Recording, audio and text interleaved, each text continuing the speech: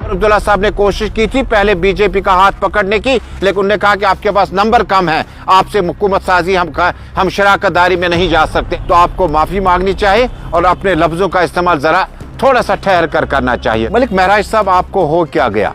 आप जब लेजिस्लेटर बने तो आपको एक काउंसलिंग की जरूरत थी। आपने जिस तरह से लफ्जों का इस्तेमाल किया, आपको बिल्कुल इस चीज का एहसास ही नहीं रहा कि आप जो बोलने जा रहे हैं वो किस तरह आपको लोगों में किस तरह से हजम हो जाएगा। क्रैकडाउन, कर्फ्यू, एसओजी, किस तरह से इंसान को वो कहते हैं वो इज़्तिराबी कैफियत थी, बहुत परेशानी का माहौल था और इस परेशानी के माहौल से मुफ्ती मोहम्मद सईद साहब ने सबको निकाल दिया। उसके लिए आप रोल मॉडल नहीं बल्कि आप एक डिजास्टर साबित हो सकते हैं। आऊज़ु बिल्लाहि मिनश समीउल अलीम मिनश शैतानिर रजीम, बिस्मिल्लाहिर रहमानिर रहीम। आप सभी का बहुत बहुत शुक्रिया। दरअसल मामला इंतहाई हसास है और हसास नवियत के मामलात पर बात करना बड़ा लाजमी है।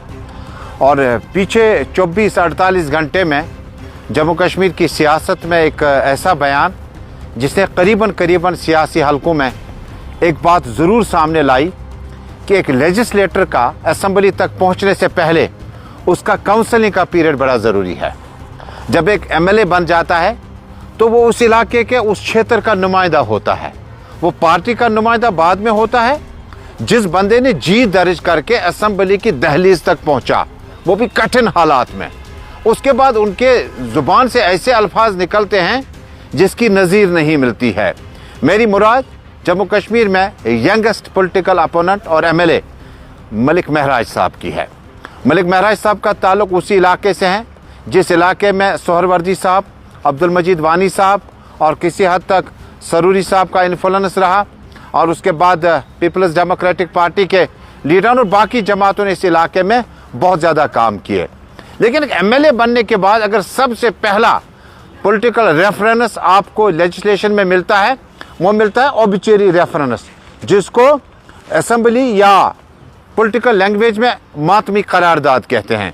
जब कोई बड़ा सियासतदान एमएलए रहा हो तो उसकी याद में मातमी करारदाद आती है, उस पर चर्चा होता है। अभी सईद अली शाह गिलानी साहब के लिए जब ऑबिचुअरी रेफरेंस आया तो सब लीडरान ने अपनी पार्टी से ऊपर उठकर सियासी मुखालफत को, सियासी सम्मत को यकसर नज़रअंदाज करके गिलानी साहब के लिए बात की कि उनके मुस्बत नतीजों पर बातचीत की गई। मलिक महराज साहब, आपको हो क्या गया? आप जब लेजिस्लेटर बने तो आपको एक काउंसलिंग की ज़रूरत थी। आपको, हमने देखा कि एक यंगेस्ट एमएलए है, शायद और लोग जो है इससे मुतासिर हो जाएंगे और सियासत जो मुफ्ती साहब कहते थे बारहा मेन स्ट्रीम पॉलिटिक्स जो है इसमें आकर आप कंट्रीब्यूट कर सकते हैं। और जब लीडर चला जाता है इस दुनिया से, उसके लिए बात उसके हक में की जाती है। और आपने जिस तरह से लफ्ज़ों का इस्तेमाल किया, आपको बिल्कुल इस चीज़ का एहसास ही नहीं रहा कि आप जो बोलने जा रहे हैं वो किस तरह आपको लोगों में किस तरह से हजम हो जाएगा। आपके अपने लोग डोडा और बाकी अपनी कॉन्स्टिट्यूएंसी में मुफ्ती साहब के कितने मदाह है। जब आप उनके अगेंस्ट बोलना शुरू करेंगे तो अगली बार आप चुनाव में कैसे आगे लोगों के पास जाएंगे? अगर आपने किसी के कहने पर बिना कोई पॉलिटिकल मुबस्सिर को कंसल्ट करके आपने इन बातों का इजहार किया तो आपको माफ़ी मांगनी चाहिए और अपने लफ्ज़ों का इस्तेमाल ज़रा थोड़ा सा ठहर कर करना चाहिए था। लेकिन लगे हाथ मुफ्ती साहब से मुतल्लिक अगर आपने सबसे पहले लेजिस्लेटर का, मैंने कहा कि जब वो असेंबली जाता है, काउंसिल जाता है, तो किताबों का मुताला ज़रूर करें और पढ़ने में कोई कबाहत नहीं है। अगर आप किताबों का मुतालबा करेंगे तो आपको मुफ्ती साहब के बारे में, जम्मू कश्मीर के तीनों खित्तों की यकसां तरक्की के लिए मुफ्ती साहब ने जो रोल अदा किया उसके बारे में आपको जानकारी होगी। इसी तरह से मुफ्ती साहब ने गुलाम शाह बादशाह यूनिवर्सिटी बनाई। मुगल रोड से जिस तरह से आपने देखा कि शोपियान से होते होते पर्यटक या टूरिज्म हमारा किस कदर रहा। और मुफ्ती साहब को इन खतों में जब आप राजौरी, पुंछ, पीर पंचाल और बाकी जगहों का जिक्र करेंगे तो आपको पता चलेगा कि पीपल्स डेमोक्रेटिक पार्टी के बानी, साबिक वजीर आला, साबिक वजीर दाखिला मुफ्ती साहब के रोल को आपने जिस अंदाज से पेश किया वो अबस है, झूठ है, गलत है। बहरहाल सीखने में और सुनने में कोई कबाहत नहीं होनी चाहिए। मुफ्ती साहब ने जम्मू कश्मीर में जिस वक्त सियासी मैदान में आए, मरकज़ की सियासत को छोड़कर जम्मू कश्मीर आए, हम लोगों से पूछेगा जो हम इस एज से गुजरे हैं, क्रैकडाउन, कर्फ्यू, एसओजी, किस तरह से इंसान को वो कहते हैं वो इज़्तिराबी कैफियत थी, बहुत परेशानी का माहौल था और इस परेशानी के माहौल से मुफ्ती मोहम्मद सईद साहब ने सबको निकाल दिया, चाहे वो नेशनल था, कांग्रेस था, पीडीपी था, तब का बीजेपी था या आज का बीजेपी है।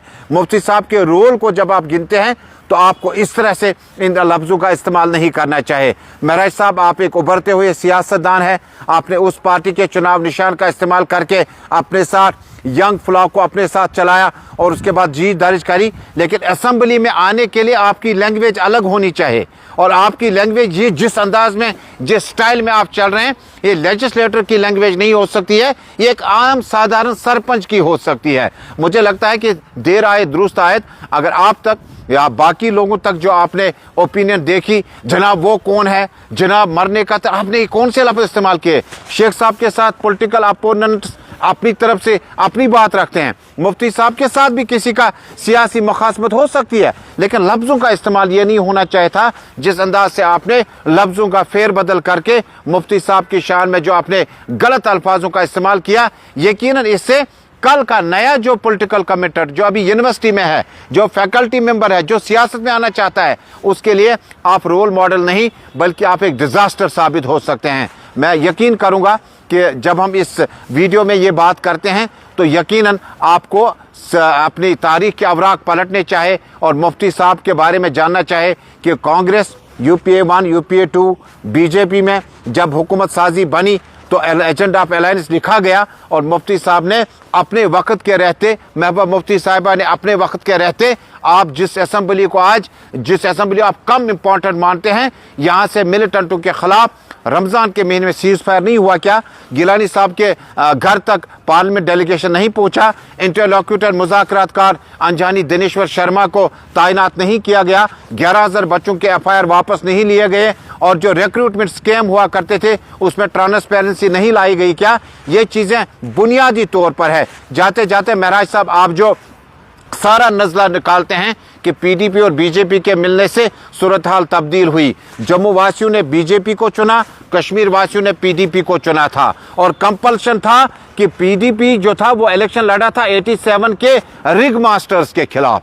जम्मू कश्मीर में बंदूक को जन्म देने वाली जो पार्टी है उसके खिलाफ इलेक्शन लड़ा था। करप्शन में जिस कांग्रेस पार्टी ने यहां काफी नुकसान किया था उसके खिलाफ इलेक्शन लड़ा था। और देवेंद्र राणा अंजानी कहते हैं उमर अब्दुल्ला साहब ने कोशिश की थी पहले बीजेपी का हाथ पकड़ने की, लेकिन उन्होंने कहा कि आपके पास नंबर कम है, आपसे हुकूमत साजी हम शराकतदारी में नहीं जा सकते हैं। लिहाजा मुफ्ती साहब ने एक बड़े विजन के साथ एजेंडा ऑफ अलायंस में बीजेपी को अपनी टर्म्स एंड कंडीशंस पर ही हुकूमत साजी जम्मू कश्मीर में कराई। महबूबा मुफ्ती ने खुददारी के साथ, खुद एतमादी के साथ 3 महीने का वक्त लिया, एजेंडा ऑफ अलायंस बना, उसके बाद हुकूमत साजी का हिस्सा हुए। ये मुझे बताओ जम्मू कश्मीर की तारीख में कौन सा वजीर आला एजेंडा ऑफ अलायंस के साथ हुकूमत साजी करता है? मुझे यकीन है आपके जो अल्फाज है इसे अरबी में सबकत लिसानी कहा जा सकता है कि आपसे ऐसे अल्फाज निकल गए जो नहीं निकलने चाहिए थे। मुझे लगता है कि जम्मू कश्मीर में हमारे कौम के जो मुमताज सियासतदान मुफ्ती साहब के हक में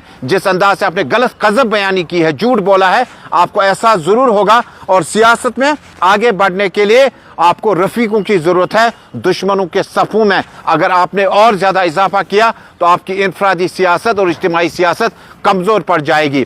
हम चाहते हैं कि आप जैसे नौजवान सियासतदान सियासत में इसी तरह से आए, लेकिन डोडा से आपने अपनी नुमाइंदगी तो की, लेकिन डोडा वालों को भी आपने मुफ्ती साहब के साथ ये गलत बयानी करके उनको भी सोचने पे मजबूर किया कि महराज मलिक हमारा नुमाइंदा है या किसी और का नुमाइंदा। बहुत बहुत शुक्रिया। मजीद मुनफरिद और दिलचस्प वीडियोस के लिए हमारी YouTube चैनल जरूर सब्सक्राइब करें।